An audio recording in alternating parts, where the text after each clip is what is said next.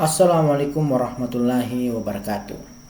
Begitu banyak orang-orang yang merasa syirik dan berusaha untuk menjatuhkan Bapak Jokowi. Banyak kelompok-kelompok yang selalu beranggapan bahwa Bapak Jokowi ini adalah orang yang tidak benar. Tetapi semua hal itu tentu bisa ditepis dengan pengakuan dari masyarakat, utamanya masyarakat Indonesia bagian timur. Salah satu orang yang akan saya tampilkan di video ini mengatakan bahwa katanya cuman Bapak Jokowi yang berani langsung datang ke Papua melihat sendiri langsung bagaimana Papua. Mereka tidak menganaktirikan Papua. Begitu juga orang-orang dari NTT yang mengatakan hal serupa, bahwa Bapak Jokowi ini adalah presiden yang tidak menganaktirikan daerah-daerah tertentu, utamanya daerah Indonesia Timur. Itu pasti bisa mematahkan argumen orang-orang yang menganggap salah Bapak Jokowi ini. Dan pasti orang-orang paham bahwa mereka yang nyinyir seperti itu adalah memang orang-orang yang tidak suka kepada Bapak Jokowi. Bukan karena memang Bapak Jokowi tidak becus atau tidak benar. Jadi untuk lebih lengkapnya mari kita simak videonya berikut ini.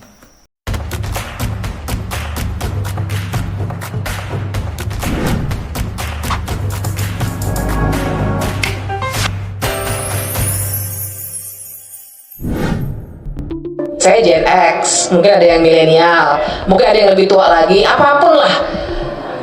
Pak Eros tadi benar sekali, kita sudah lintas organisasi, juga lintas generasi. Jangan hitung-hitungan lagi kita bebani, ini mahasiswa nih yang mesti bergerak. Tidak, kita semua. Kalau semuanya masih punya akal sehat, masih punya kompas moral yang benar, kita semua yang harus bergerak, masing-masing.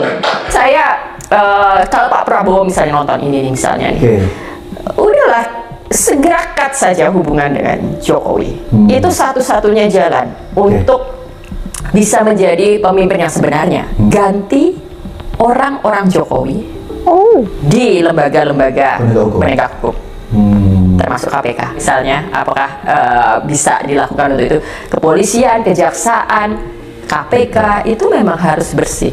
Nah, yang sekarang terjadi juga ada istilah dalam teori politik itu kan deep state. Jadi dalam sebuah negara pemerintahan ternyata orang-orangnya ini menjadi musuh dalam selimut. Jadi ada orang-orang yang hendak mensabotase pemerintahannya Pak Prabowo karena kesetiaan mereka ternyata bukan pada Pak Prabowo, tapi pada si mantan. Mereka adalah orang-orang yang masih bergerak untuk kepentingan si mantan. Kalau saya nggak memberikan pertanyaan, rugi saya datang pada hari ini ya. Bapak bangsa M. Nasir mengatakan jangan berhenti mendayung karena arus akan membawa hanyut ya. Pada hari ini kita sudah membuktikan. Saya ingin mengatakan di hadapan para narasumber sekalian, Rizal Fadilah dalam tulisannya mengatakan Jokowi adalah penyandera, penjahat, dan penjajah. Kita paham semua menteri dan aparat tunduk kepadanya. Bahkan setelah berhenti pun tidak cukup untuk membuat dia menjadi orang yang berhenti cawe-cawe. Saya ingin mengatakan ada setidaknya 3 yang saya catat yang berjuang pada hari ini. Satu diantaranya Tom Lembong, ya, dia sudah berhasil melepaskan dirinya dengan mengatakan bahwa impor itu sepengetahuan dan petunjuk dari Jokowi. Kedua, manusia merdeka yang bernama Said Didu, yang jelas-jelas ingin memperjuangkan bangsanya, tapi dia justru dilaporkan oleh Ketua Abdesi Desa Blimbing. Kemudian yang ketiga tentu saja dari partainya Bang Deddy, yaitu Mas Hasto, Sekjen PDIP, yang mungkin terinspirasi dari manusia merdeka. Mulai dari Presiden Soeharto sampai sekarang, hanya Bapak Jokowi yang bisa lihat orang Papua. Walaupun Papua ini terkenal dengan kekayaan alam yang tinggi, tapi presiden yang lain tidak pernah datang. Dong anggap bahwa Papua ini anak tiri dan bukan bagian dari NKRI. Tapi hanya Jokowi yang rasakan bahwa orang Papua bagian dari Republik ini. Bapak Jokowi itu memperhatikan kita NTT itu tidak pernah dianaktirikan. Saya bukan membela orang, terus terang aja. Untuk apa sekarang saya, apa itu istilah tentara, ngolor, menjilat, ya kan? Bukan saya bela-bela Pak Jokowi karena person, tidak. Saya mau katakan apa adanya. Kalau ada kekurangan, kita semua ada kekurangan. Semua pemimpin ada kekurangan. Saya sama sekali bukan penggemar Bambang Pacul, tapi politisi PDIP ini punya nasihat yang sangat layak didengar. Desember tahun lalu, dia menasihati masyarakat untuk tidak menyerang Jokowi. Bambang menegaskan, dia sendiri bukan pro Jokowi, tapi dia bilang, Jokowi jangan diserang karena Jokowi orang baik. Jangan salah loh, jangan pernah lawan orang baik loh Pak. Ini rumus dari kakek saya, jangan lawan orang baik. Yang kedua, jangan lawan orang cantik. Kalah kau sama orang itu, kata Bambang. Kalau soal jangan lawan orang cantik sih saya tidak setuju dengan Bambang. Tapi soal orang baik, saya pikir itu sangat benar. Dan sekarang ini kita bisa melihat buktinya. Jokowi bisa dibilang sebagai presiden yang paling banyak dihujat, dicerca, dinyinyiri, dan bahkan difitnah selama ini. Bisa dibilang selama 10 tahun berkuasa, Jokowi tidak pernah bisa hidup tenang tanpa cercaan. Dia betul-betul terlihat sebagai seorang negarawan sejati.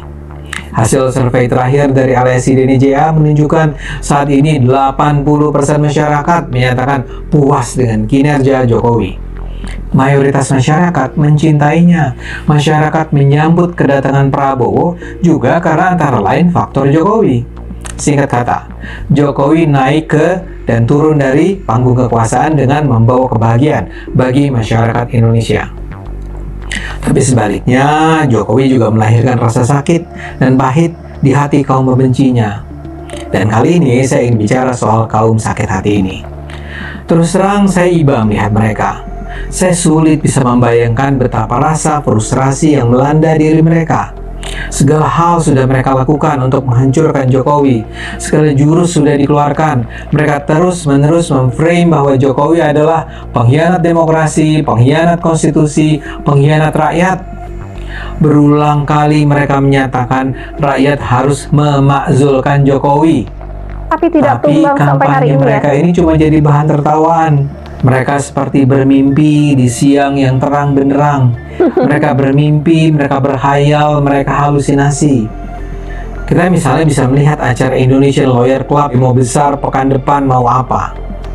ILC mengundang gerombolan anti Jokowi yang terdiri dari Faisal Assegaf, Refli Harun, Ray Rangkuti, Adi Masardi, dan juga Koordinator Pusat BEM seluruh Indonesia, Satria Naufal.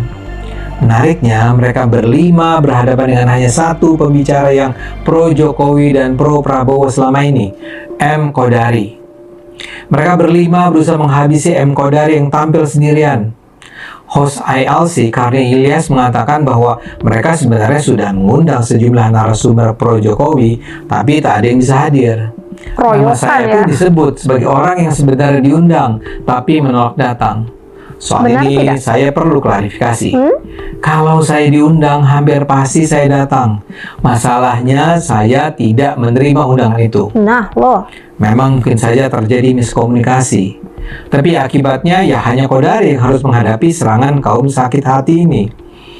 Namun yang ingin saya tekankan sebenarnya adalah kita bisa melihat betapa pahitnya sikap 5 orang pembenci Jokowi itu.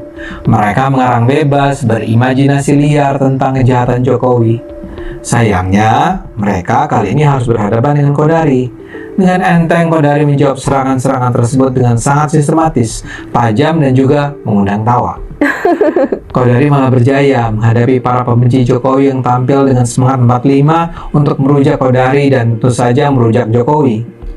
Di kolom komentar salah satu media yang menampilkan berita diskusi tersebut, seorang netizen menulis begini, Mr. Q is the best. Walaupun dikeroyok, Mr. Q bisa mematahkan semua yang diundang. Itulah kejujuran dan ketulusan yang tak akan bisa dikalahkan. Setiap orang yang tidak jujur itu menipu dirinya sendiri, mengingkari hati nuraninya sendiri. Saya hanya mengutip satu komentar saja, karena saya rasa itu mewakili sebagian besar penonton saat itu. Kubu anti Jokowi itu kelihatan sangat tidak nyaman, sangat mengada-ada, tidak bisa mengendalikan diri. Saya jadi teringat pada tokoh dunia komik yang saya sukai di masa lalu, komik Smurf. Salah satu tokoh dalam seri komik itu adalah Smurf Penggerutu. Dia adalah tokoh yang selalu menggerutu dalam kondisi apapun. Di saat matahari memancarkan sinar, Smurf penggerutu akan mengeluh karena merasa kepanasan. Tapi di saat hujan lebat, Smurf penggerutu juga mengeluh karena kedinginan. Jadi, tak ada saat di mana Smurf penggerutu ini tidak ngomel. Kubu anti Jokowi yang kita kenal saat ini mirip sekali dengan Smurf penggerutu yang seperti mendedikasikan hidup mereka untuk menggerutu soal Jokowi, Prabowo. Jadi cukup sekian untuk video kita kali ini. Semoga video ini bisa bermanfaat dan menambah wawasan kita. Assalamualaikum warahmatullahi wabarakatuh.